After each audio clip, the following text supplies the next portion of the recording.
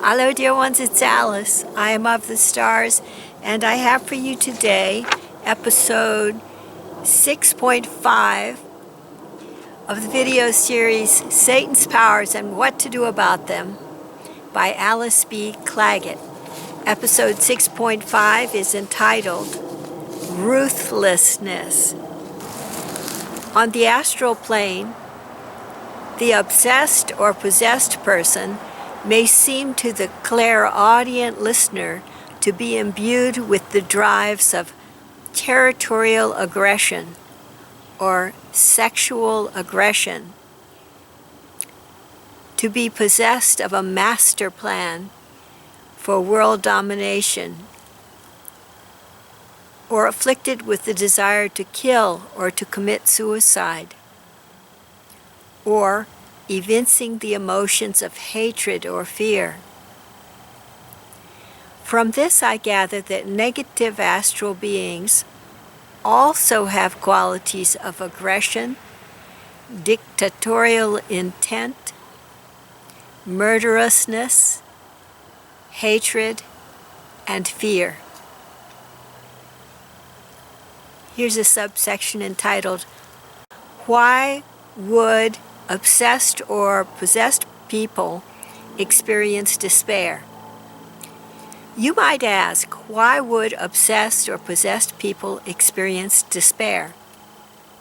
To this I have no response, as I am not convinced that negative astral beings feel despair. Rather, it may be that they induce a human victim to suicide through creating the emotion of despair, but do not experience this feeling themselves. The last subsection is entitled, What Would the Negative Astral Beings Fear? You may ask, what do the negative astral beings fear?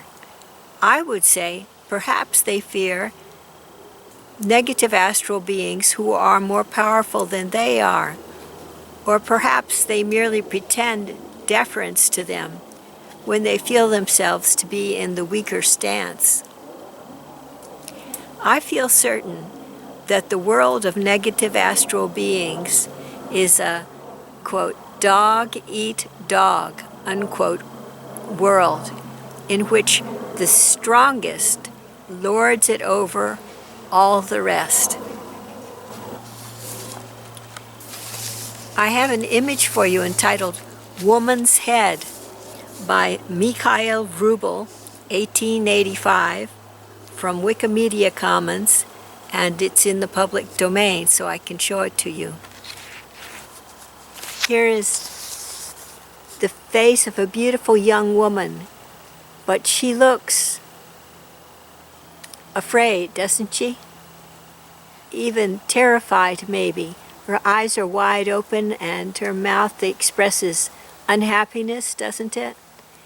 The feeling I got from looking at this image is that there is a negative astral being around her or maybe possessing her, dipping down into her energy field. She feels it dipping down, and she's afraid of something she can't quite put a name to.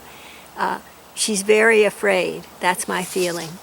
Vrubel has a way of getting it down in a painting what people look like who have this trouble of being obsessed or possessed by a negative astral being.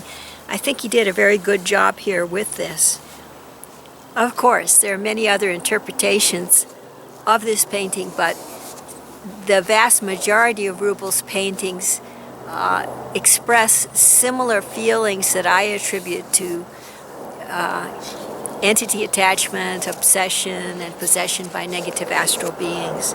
So if you see a person that looks like that, you might want to find for them help to ward off whatever it is that's bothering them. That's if there's no physical manifestation present, as a physical menace would require a physical response. And by help, I mean spiritual help, not just some drugs or something to dull the emotional response, the mental response, but something that really helps a person to overcome whatever it is that they fear, and something that sets them onto a track of purifying their energy field and strengthening their energy field through the correct lifestyle choices. In the long run, people whose energy field is weakened or diseased must make themselves well in order to be fully able to ward off these negative influences. Well, that's all for now, dear ones. God bless you all and keep you safe and be with you through all your days.